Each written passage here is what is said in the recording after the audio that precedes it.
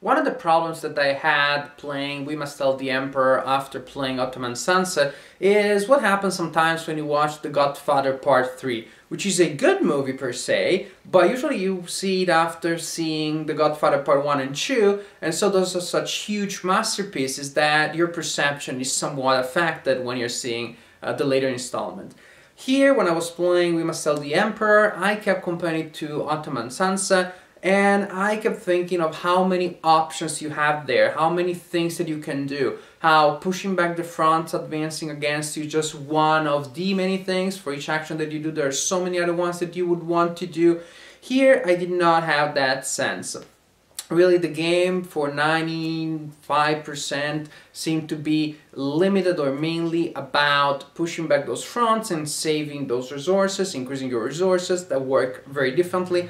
All the other events are available, but they are rare, they are situational, they hardly enter a larger strategy, and no, they don't always feel like they really impact the game in such a relevant way that you really want to invest a lot about them. So it seemed to me that there were less options, and that I think might affect replayability, especially in the long run. Another thing that I noticed is a certain lack of gradual but steady progression. That is, of course, is important in a game like this because it creates the sense of countdown of things that are going slowly, worse and worse, and you see the mounting horror. Here, the first phase of the war during the yellow deck is pretty easy. So it goes very steadily, then you enter the next deck, boom, things are much harder. And then you survive through that, and then you get to the gray deck where things become impossible.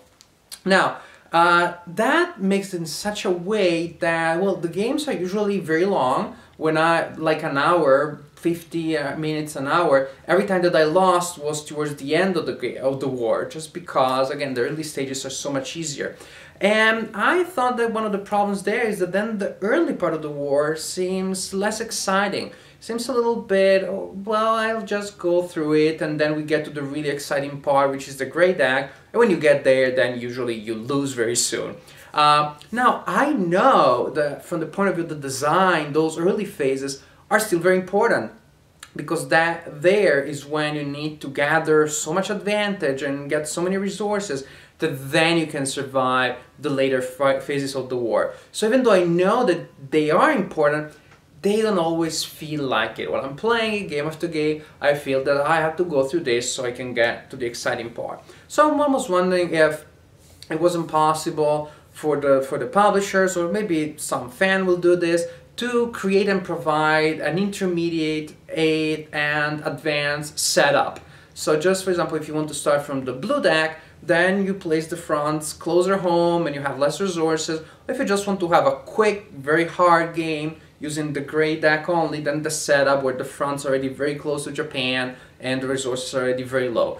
Just like in video games, you often have the option of starting from the hard and challenging stages without going through the stages that are easy for you now and you know very well already. This being said, this is not a bad game per se. The options are not many, but that in a certain way makes the gameplay tight.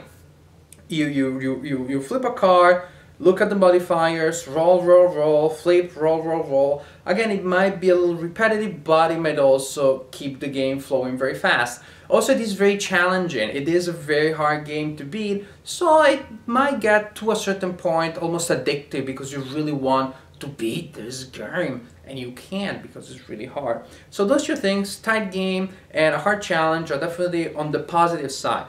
The game as of now to me doesn't shine yet. However, also I know that there's an expansion that is going to come out, so I really want to try that one, and I'm hoping that that will increase the range of options that you have, and that is what maybe will make at that point the game really shine.